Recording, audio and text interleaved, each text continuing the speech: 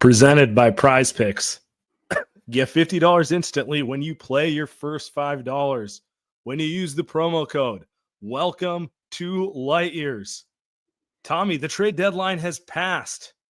Yeah, man, we recorded yesterday. We got Jimmy. I was kind of halfway expecting the Warriors to make a second move, particularly for a stretch big, just because it's an obvious need, even without Jimmy, but definitely with Jimmy. And we have passed the deadline, and we got Vooch at home. You took the words right out of my mouth. We got Vooch at home. Yeah, I mean, I think they definitely tried. I think they definitely tried to get another stretch big, but nothing really materialized how they wanted it to. So I guess this is what we're rolling with. Buyout market's still there. Roster only has 12 guys. They got to get up to 14 by I believe the 20th of February. So those will probably be a couple 10 days. So they're probably going to cycle through guys. It reminds me a little bit of the 2020-2021 season, where they spent like the last couple months of the year just churning through 10 days, not really filling out the roster. And they were spending way more money on that roster. They were way over the luxury tax at that point. But right now they're hard capped. So there's only so much they can do. But they'll look at the buyout market. They already elevated Post, converted his contract. Maybe a guy like Kevin Knox gets a look. But there's definitely some interesting buyout names, and the buyout market's always kind of it doesn't always yield the best results. But that doesn't mean it can't work this year for us. Yes, exactly. Did it work for them? No, it never does. No, it never does. It might for us. The interesting. So, are you surprised they didn't get Vooch? It was getting close, and part of me was thinking, like, man, I think they're actually going to do it. No one else wants him. He's a good player, not a great player. Part of the reason he's so available is because of that. Like, he's a solid offensive five on a team with real aspirations. He's probably playing 20 minutes a game. He's starting the half, not closing the half because he can't really defend, but he could do some things offensively. And I thought they were going to eventually be able to get him for what would amount to expiring contracts and a draft pick, or a second round pick, to be clear. Seems like the Bulls held the line on that one. I'm a little surprised, but then you kind of, I don't know. You see how the Bulls operate. I'm like, yeah, no, I'm not actually that surprised that they made kind of a weird decision. I mean, you had two teams staring each other down that tend to be afraid to make moves, that typically act in a manner of patience, whether that's right or that's wrong, or they usually take inaction instead of taking action. But it's weird just because in terms of draft compensation, they essentially wanted back for Vooch what they got for Levine. And I know they got their own pick back for Levine, so I guess that's valuable in some way, shape, or form. But yeah, it was just interesting to me how much they were like willing to hold the line on Vooch, and with Levine, they were like, yeah, okay, whatever. Let's just kind of get rid of him, more or less. And they didn't really, because they probably could have gotten the way Levine's playing this year. And I know the contract's a bit of an albatross, but you probably could have gotten 2 firsts for him at this point if you had a team that was. You don't think so? You don't think so? Did you just see the way the market went out? Yeah, that's true. This is not 2021 where people are just spending like crazy. That's fair. I guess Luka only went for 1 first. I got to remember that. Everything shifted. Everything shifted in the last 5 days. But yeah, I mean, those contracts are pretty big. People I think the Warriors couldn't find someone to take Buddy Hield, to be honest with you. I think if they had their way, they would have liked to compile, let's just say Buddy and GP2. And use that 16 or 17 million. Go get yourself a rotation player, which fills a need, maybe a stretch 5. But other teams I don't want to take on money I don't want to take on. Feels like we're in a very, honestly, feels like baseball. You know what I mean? Like, it feels kind of like the MLB for better or worse. But yeah, the market shifted a little bit. I mean, the Warriors only ended up giving up 1 draft pick, 1 protected pick for Jimmy. And there's a lot of factors in play there, but 2-3 years ago, they get more. So, yeah, they definitely get more for him. And I mean, I think I said it last night, but the way I'm looking at this trade is you're essentially swapping Wiggins in a first, a protected first at that. I think it eventually conveys to 2020, like an unprotected first in 2027, but that's if the pick doesn't convey before that. So that's not really a concern to me because it's top 10 protected.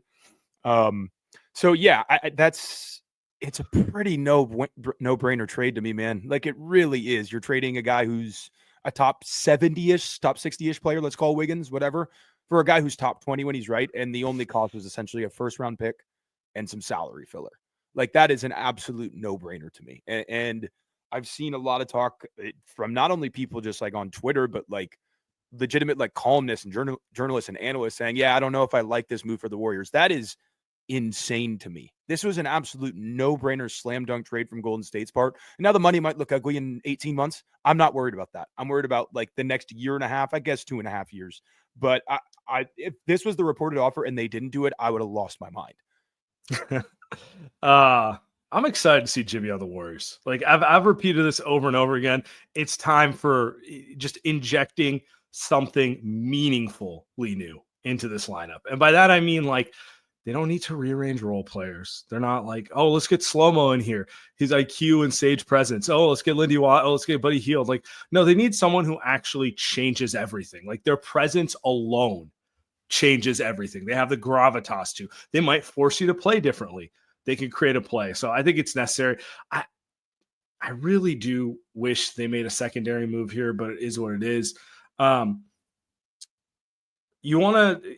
Yeah, let's do buyout market. So you're right. The buyout market traditionally has not yielded anything amazing, but I do wonder if that changes with the new CBA, particularly with the new rules. So in my mind, I'm sitting here, I'm going, okay, but who are the Warriors going to get in a buyout? They're like 10th option for most teams, right?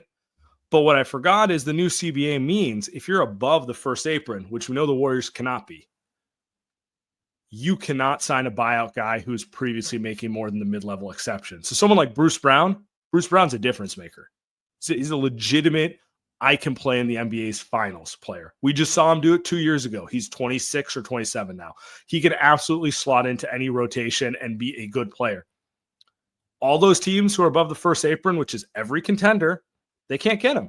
He can't go to Boston. He can't go to New York. He can't go to Milwaukee. He can't go to Los Angeles. He can't go to Denver. Basically, every team I was like, well, he'll clearly go to those places instead of the Warriors. He can't go there. So if he does end up getting bought out, which seems to be the rumor, Warriors have a pretty compelling shot to get him. Like, you could say OKC could get him because they're not above the apron, but OKC literally has 8 guys who are exactly like him. Like, does he really want to go there and be, I mean, then again, that's what I thought when they got Caruso. But like, he is kind of in line with like the Caruso, Lou Dort, like the type of guys they have. So, maybe there's better options for the Warriors in the buyout market than in the past. And then secondarily, this cap climate has me wondering if we'll see more buyouts than we've seen in the past.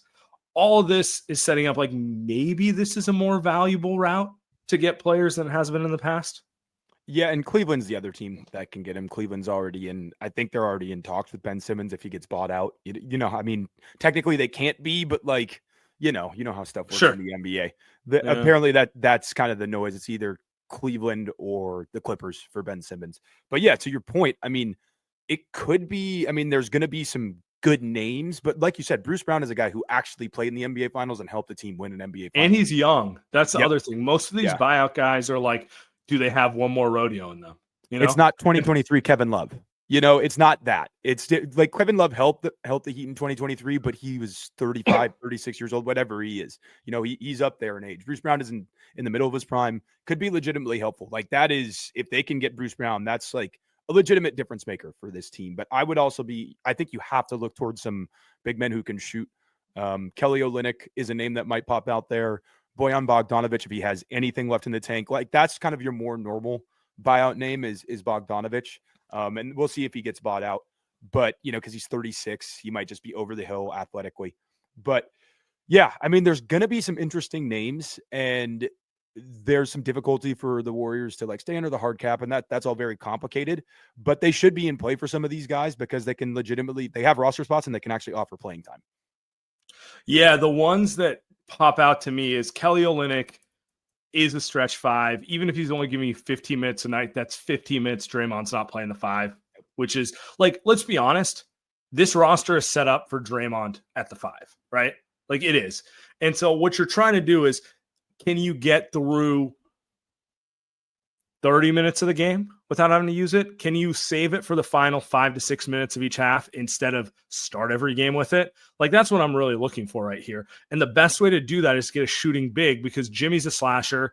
Draymond's not particularly big, great shooting threat. So you need the third front court guy to at least his man has to stick to him, right? Like he catches the ball on the perimeter, he can shoot it. Someone like Kelly Olynyk's a 40% 3-point shooter would solve that purpose. Even if all he does is play the first 6 minutes of each half and like a couple spot minutes here or there, that is a value add because it means Draymond's back isn't, ground beef by the fourth quarter, right? Yeah, absolutely. No, I mean, I would love Olynyk, and that's the name that is the Warriors have been circling around for years now. It seems like interest back in 2021 with, I think with maybe the DPE and then interest again at the last deadline. I think interest the deadline before. So I think there would probably be some mutual interest there if he does get bought out. But I mean, yeah, they definitely need a couple things to fix this roster currently. But I mean, the way I'm viewing the move is it's not just about this year. Like if they can get something done this year, fantastic. But if it was just about this year, they would have made a second trade, or I'd be killing them for not making a second trade because the roster isn't built for Jimmy. It's not as presently constructed. He fits into most things, but like he is kind of a slasher who likes to put the ball in his hands. You need more front court shooting around him, right? So, if this was a 1 year boom or bust move, I would have been like, why didn't you just give a pick to get Vooch? You need him, that sort of thing. But if they're looking at it from a bigger picture, potentially they could do this.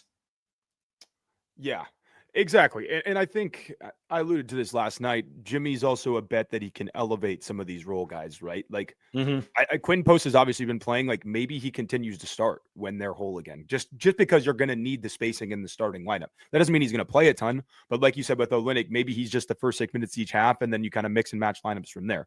But you're betting that Jimmy can elevate Moody a little bit, make him more valuable, get him more open shots. Obviously, Buddy's going to be in a much different role now. I think Buddy's going to be in a role that's more tailored to him. Buddy should not be doing any creation anymore. And we've had to live through a lot of that this season. And I think that's why his shooting numbers have suffered a little bit.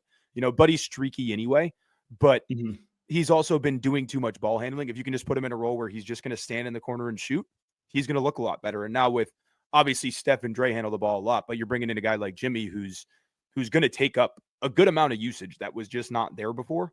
So you're betting that it's a bet that he can elevate the rest of these role guys, get them into the playoffs this year, make a little bit of noise, and then moving forward, you're set up for the next 24 months. The other ones I'd look at are Larry Nance Jr. and Chris Boucher. Okay shooters. They're like quasi stretch fives. Like Nance is shooting over 40% this year. It's about 37% over the last 4 or 5 years. He can hit shots. He's been a good player overall, but like he's not a knockdown shooter per se.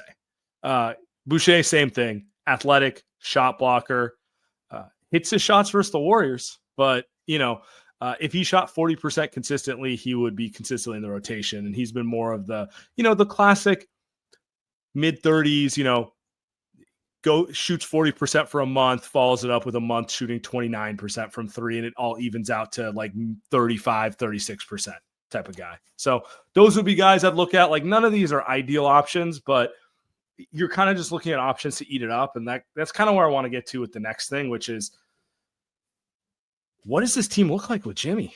I think that's the most interesting thing. I was waiting to see if there'd be another shoe, if they'd bring in Vooch, that sort of thing. Looks like they're not going to. So, forget the buyout guys. What does this team look like? What do they do? Like what's the starting five? What is the starting five in your mind? What is the closing five? Yeah, I think Steve's going to play with starting fives. Yeah, while Kuminga's out, I think I would probably think it's Steph, Buddy, Jimmy, Dre, and Post. Like you're just going to need Post out there because of the shooting. Like, good luck starting Jimmy, Dre, and Looney. That's pretty disgusting. Like you're playing. I'm expecting that on Saturday night. Yeah, you're playing 1999 basketball. You look like the 1999 Indiana Pacers if you do that. But I still think it'll be Post. That's what Steve's been doing anyway. And the bet there is that, like, I don't know if Jimmy has as much on-ball juice defensively as like present-day Wiggins, but he is a much better off-ball defender. Like I think he's worlds better as an off-ball defender. He's much more of a quarterback of a defense. He's one of the best passing lane disruptors of the past 10, 15 years. He's much more Andre Iguodala, Draymond Green. Absolutely. Yeah. And so your bet is that, in that environment, post can survive a little bit more as your 5-man, at least to start games and to start halves. And then I would personally look at putting Moody at the 2 because I think he probably has a little bit more on ball ability as a defender than Buddy does. But yeah, I know. But I think Kerr will stick with Buddy for the time being, just because Kerr always tends to lean veteran.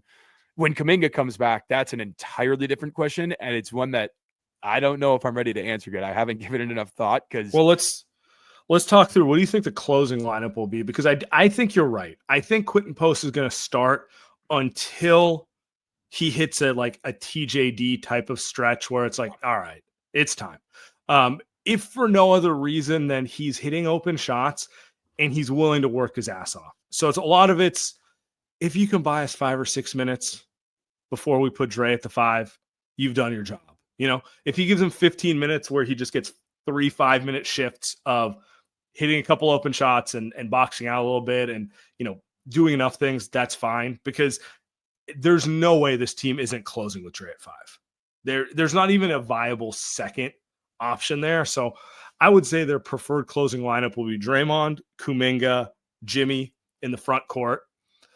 Obviously Steph. And the 2 guard, I think Steve's going to go Pods, honestly, especially given how he's playing right now. Could throw Buddy in there here or there just because he is the second best shooter on the roster. But I'm going with you. I do think it should be Moses Moody. If he's not quite as good a shooter as Buddy, but he can shoot the ball. He is a good shooter. His best offensive skill is his catch and shoot ability. He's young. He hustles his ass off. And his biggest deficiency on offense is he's not a real good on-ball decision maker. Jimmy should solve that. I mean, I don't need to see Moses Moody dribbling the ball around when you got Steph Curry and Jimmy Butler on the floor. He should be operating in a, Spurs Danny Green context on this team where he's defending, he's getting rebounds, loose balls, and who's in the corner to hit that pass 3? Moses. Who's catching it above the break for an open shot as a bailout because the defense is selling out on Jimmy driving and they got 2 guys on Steph? Moses Moody. He should thrive in that construct, and he hasn't really been allowed to play that role because this team hasn't had a second option. Well, pretty much since he's been drafted, actually. They just haven't had one. Yeah, and I think I would lean Moody too, and I could see the argument for Pods as well, but I would lean Moody just because of the steadiness of it.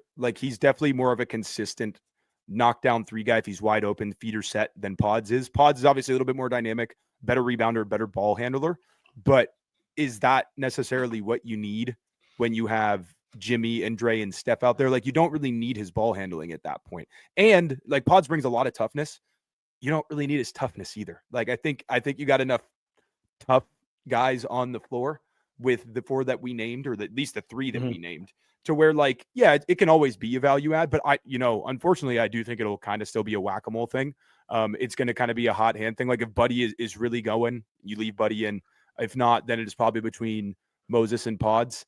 For what it's worth, that's the way I think you should handle Buddy. Yeah. He is a heat check guy. Yeah. And when he's on, he can put him up. But it needs to be pretty quickly if it's a Buddy Hield game or not, and it needs to probably be treated as such. So, yeah, I'm looking right now, by the way, at Moses Moody's numbers since Chris. So he was out for a couple weeks before Christmas, and I know he missed last game. But in general, he's been playing pretty strong, pretty good. I do wonder if this factored into their calculus to make a trade. He is deserving of a consistent 22 minutes a night, which is what he's getting, if not more. But it should be you should look at the box score, and there should always be at least a 2 in the front end of the minutes column. It should be 21, 27, something like that. God forbid he plays 30, that sort of thing. He's shooting, he's hitting his shots, which is the most important thing for him offensively. And he's always willing to kind of dive for loose balls, get rebounds. He does kind of do a lot of glue guy things. Yeah. And I mean, he also has a 7'1" wingspan. And that's just, if you're playing smaller, having just more length on the floor, guys that can not necessarily cover ground with their feet because Moses isn't the quickest guy, but he can No. just cover ground with his length. He rebounds fairly well. He's not a great rebounder, but he's not a bad one either. But I mean, look, if we're looking at the last 9-10 games there, he's been over double digits in every single one of those games besides one. Like, this is definitely the best stretch of his career at this point. And you're right, this is a bet on Moses. And I think part of that bet is, as I've said a couple of times, is that Jimmy should elevate him even more. And these are like the perfect guys for Jimmy. A guy like Moses, he makes them look better than they actually are. He's done it with Caleb Martin, Gabe Vincent, Max Strus, like you name it. Jimmy has played with so many guys that are a lot like Moses, and he has made them look better than they actually are. Like, I mean, Gabe Vincent got 3 years, $30 million from the Lakers because of what Jimmy did for him. No, but I would say Strus and Caleb Martin are like the perfect example of what you're saying. They're skill set wise not that different from Moses Moody. Same strengths, same weaknesses. I'd arguably say Moses probably has more talent or more you can unlock just because he's a bunch younger at this stage. You put him in a role where you're not asking him to do too much because Jimmy is a phenomenal playmaker, decision maker, ball handler. Might really work. Might really work. And honestly, it's what he's needed his entire time because he's not Klay Thompson. Sorry, those guys don't come around that often. And he's more of a traditional 3-and-D guy, and those guys have to play off of playmakers, and the Warriors just haven't had enough playmakers till recently. Yeah, I got an interesting question for you. I was bouncing it around with some of the Discord guys, but we should probably talk about PrizePicks first, huh? Yeah, some PrizePicks. All right. Light Years Podcast is brought to you by PrizePicks. Run your game all season long on PrizePicks. PrizePicks is the best place to get real money sports action. With over 10 million members and billions of dollars in awarded winnings, PrizePicks has made daily fantasy sports accessible to all. You just pick more or less on at least 2 players for a shot to win up to 1,000 times your cash. PrizePicks is also giving away a free pick for the big game where Patrick Mahomes will only need to throw 1 yard to win. Again, guys, we talk about this promotion a lot. Mahomes literally just needs to get 1 yard to win you this bet, as long as you couple it with something else. Grab Saquon more than half a TD, grab this Mahomes more than 1 yard, and that's some easy money for you. So don't miss out on the last football game of the season with PrizePicks, the best place to win cash. PrizePicks puts their members first, so all withdrawals are fast, safe, and secure. When my picks hit, I get my money in as quick as 15 minutes. PrizePicks also offers weekly promotions that can lead to big payouts like Taco Tuesday. Each Tuesday, PrizePicks discounts select player projections up to 25% to provide even more value for your lineups. So download the app today and use the code LIGHTYEARS to get $50 instantly when you play your first $5 lineup. That's $50 instantly when you play your first $5. PrizePicks, run your game. Guys, time to get that DEXA scan. So our friends over at BodySpec have made DEXA scans affordable. What are DEXA scans? They're a highly accurate way of measuring your body's composition. So, it's not just standing on the scale. It's finding out what your body fat percentage is, finding out the lean muscle mass, finding out visceral fat around your organs, the stuff that like pro athletes and serious trainers do that really help you navigate your fitness journey. Traditionally, super expensive and hard to get access to for an average Joe like you and me.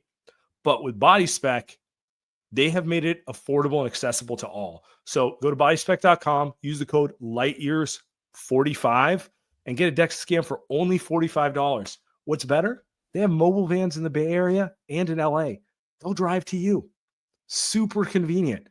20 minutes out of your day. Have them come on your lunch break, get the DEXA scan, start your fitness journey. What was that question you were going to ask me? Yeah, so I was bouncing this around in the Discord with a couple people today. Is Jimmy Butler right now, the 35-year-old version of him, is this the best guy outside of KD that Steph and Draymond have ever played with? Are you taking Pete Clay over him? I hate that question because it's such an apples or oranges thing. Yeah. He is by far the second best shot creator Steph has played with. He's better than Jordan Poole. And then he's better than Sean Livingston too. Like, he's got more juice as a playmaker than anyone. And let's be real, they haven't really had a ton of true star level playmakers. Like, that's not been their thing in general.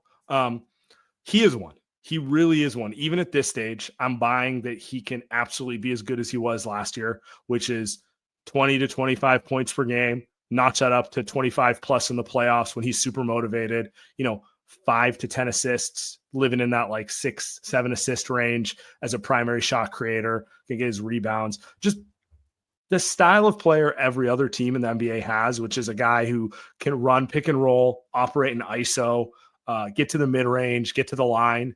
But the Warriors have never had those type of guys. So I'm actually kind of excited about it. Did you see this stat out there that this season, and I know he's only played 25 games this season. Yep, I did see this.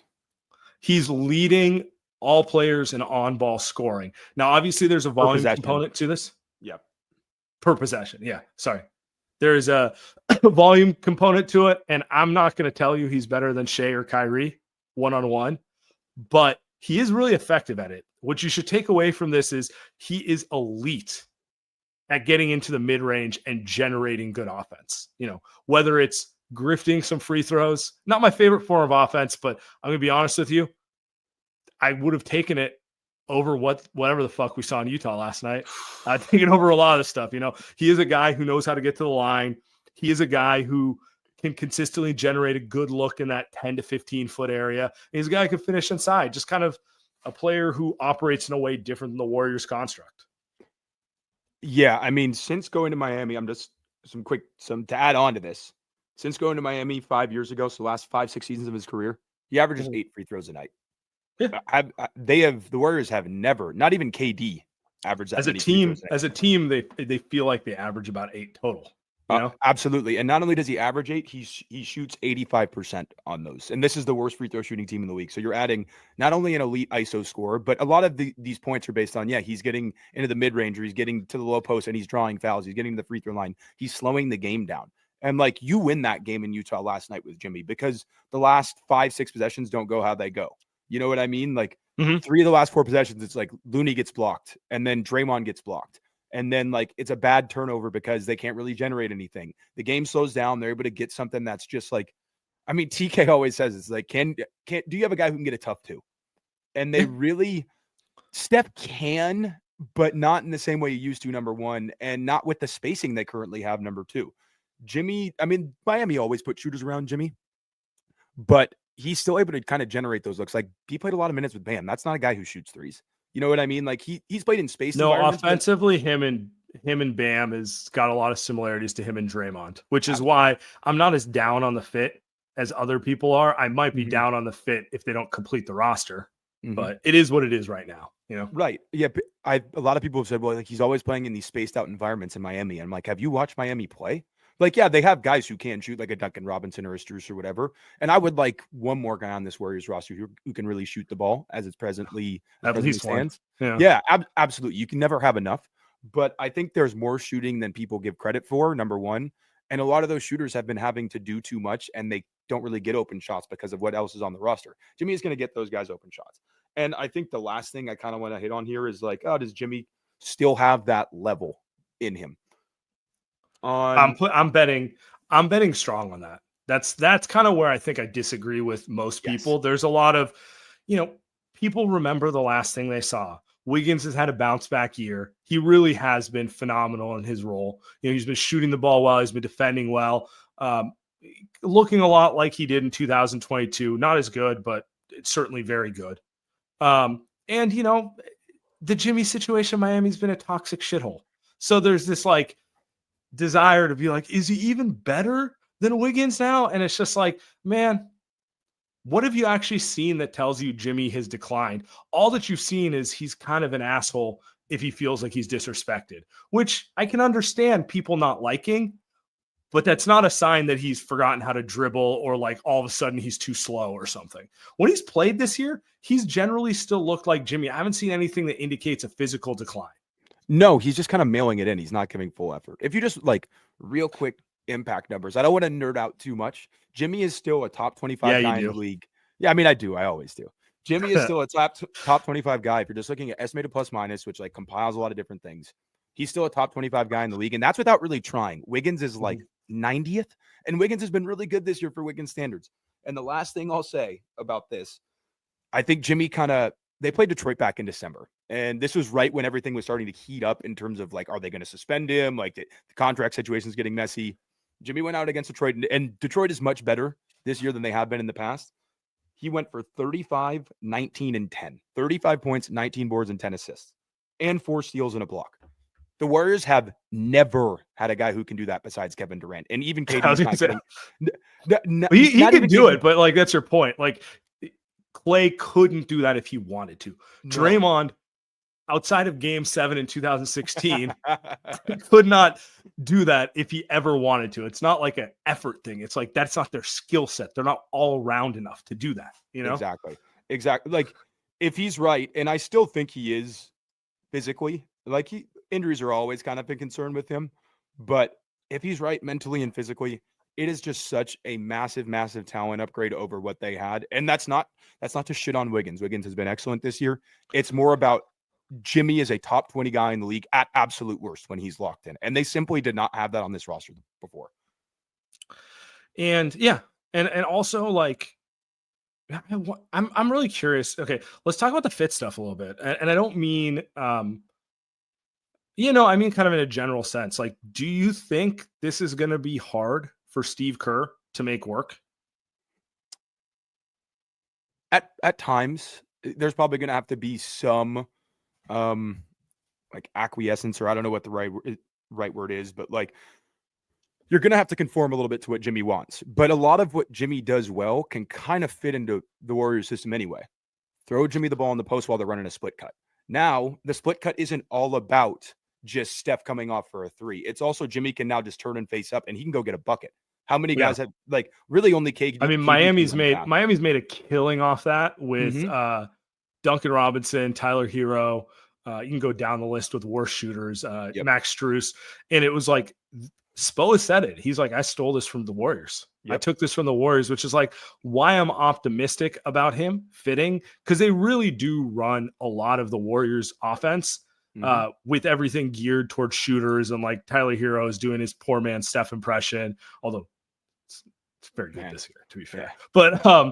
But you know what I mean? They run that offense only with the added caveat of we got this ISO guy where we can break it out and let him go one-on-one when we need someone to score. Let him take advantage of a little mismatch hunting here and there to give us layers to it. And that's something the Warriors just simply haven't had since KD. Yeah, and people are worried about him stopping the ball a little bit and holding it too long, and that might be an issue on some possessions. But what I will say in counter to that is when he's not on the ball, he's not LeBron, he's not Luka, he's not James Harden. He is very active. He's a very willing screener. He's an incredibly willing cutter. He's great at sneaking along the baseline, like GP2 style, and finding windows to get layups. Like he does all that type of stuff. Like he's really, and I said this last night, it's like a lot of the off-ball stuff is like Andre Iguodala-ish, the way he plays, but the on-ball stuff is an entire other level of just isolation scoring. Like I'm not worried about the fit at all. And I think defensively what it allows you to do, I think he's maybe an inch shorter than Wiggins. He's not quite as long wingspan wise, but he is a much better small ball. He's much stronger. He's a much better small ball 4. So I think it does allow a little bit more lineup flexibility. Like you can kind of send Draymond to the bench and play Jimmy as your 4 and not really worry about the defense, in my opinion, and not worry about your rebounding as much. Like the dude can go out and get 19 rebounds in a game. Andrew Wiggins' best rebounding game ever is game 4 of the finals. He got 16 of them. This is something that Jimmy does often. What not do you 19, but 10 plus. You bring up the fact that defensively he can play the 4 and quarterback stuff in a similar fashion to Iguodala or Draymond. What do you think about him doing that and then using Kuminga purely as a point of attack defender? I think that's your best shot at making it worth, because he has the physical tools, and at times he's been really good at it. Other times he's just been young, foul prone, inexperienced, and just like unnatural. But like I always felt like it was a little unfair for them to ask Kuminga to, play the 4 defensively, be the low man, be like, it's just, you got to see the floor better. It's a lot more complicated rotation wise. Whereas like, if you ask him to guard someone one-on-one, he has a much better shot at having success. And he has I could think of like that Boston game where he locked up Jason Tatum. Like he has had success in those moments because that's a lot more natural to him. Yeah, absolutely. Kuminga's not great on quick jittery guards because he's just not quick enough laterally. but he generally does a pretty good job on wings. He even had some really bright spots his rookie year guarding like Luka or guarding DeRozan and like doing a good job on those guys who aren't super, super quick. And part of that, in my opinion, was because they had smart 4s and 5s behind him. You had not only Draymond, but you had Otto, you had Bielitsa, you had other bigs who could, and even JTA in the regular season, guys who could kind of say, hey, just go take this guy out of the game. You know what? Like, don't worry about anything else. Guard Tatum, guard Luka, and it's not going to look pretty all the time, but it definitely slots him into a better role. And this is all about paring Kuminga's like job down, essentially. You know, he can focus on just on-ball defense and then scoring on offense. He's not going to have to do any playmaking. He's not going to have to do anything that he was doing prior. Go score and go defend the other team's best player. Yeah, I mean, the more I talk about it, the more excited. Even if Jimmy is not going to give us full playoff Jimmy on a regular basis, just having someone who is a star caliber decision maker, shot creator,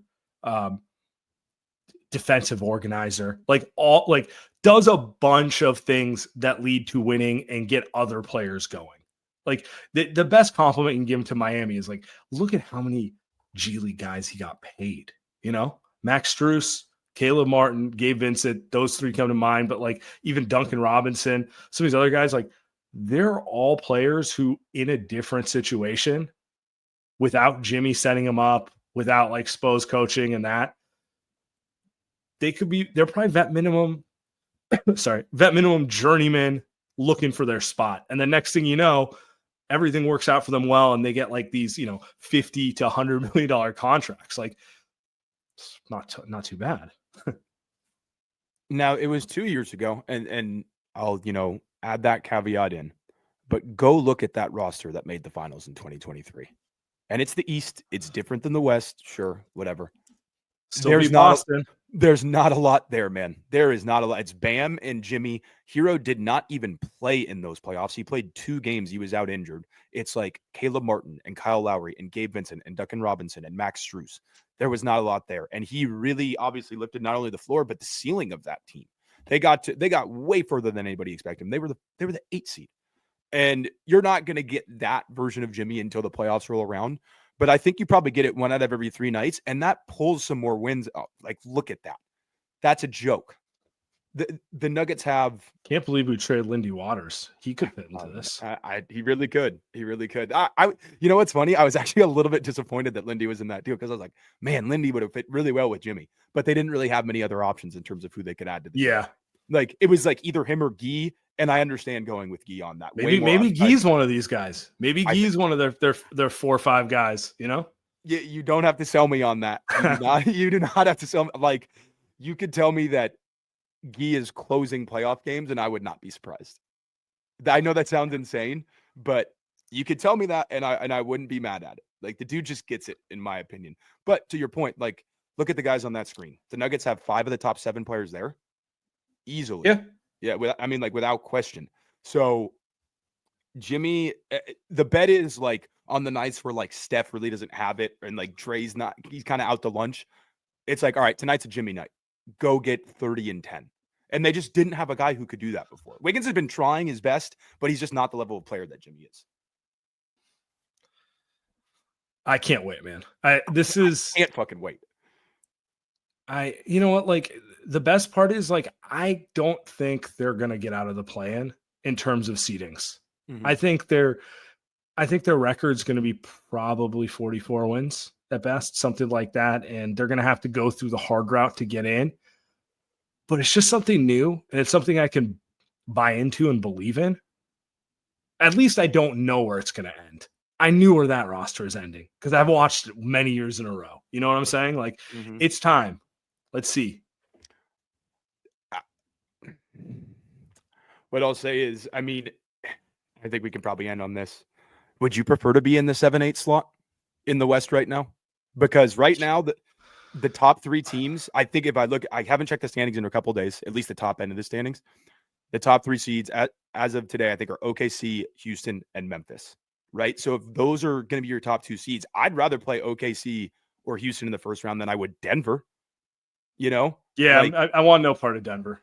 No. To be honest with you. No. Especially since they didn't really address the front court in a meaningful way. So right. Like OKC is excellent. But am I really, really scared of anybody for them in a playoff series. I actually outside of think SGA. the Draymond and Jimmy small ball setup is Perfect. it's set up for OKC. You know, it might get washed by Denver, but it's set up for OKC. Yeah. They've yeah. beaten OKC twice this year. And I don't think those wins were a fluke. Our guy Jason Timp pointed out something super interesting. He did a little bit of a Jimmy trade review last night. The Warriors have beaten, I think it's 11 teams with like a top 10 net rating this year, and that's like the third most in the league.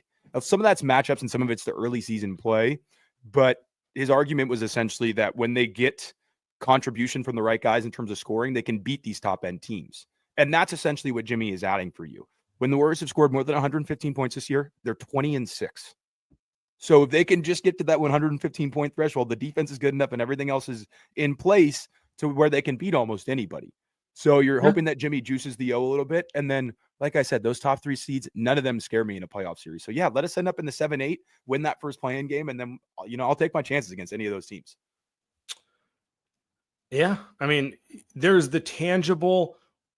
We finally got a playmaker. We finally got someone who you can run a half-court offense through, which was just the biggest need on the roster. There's no way around that.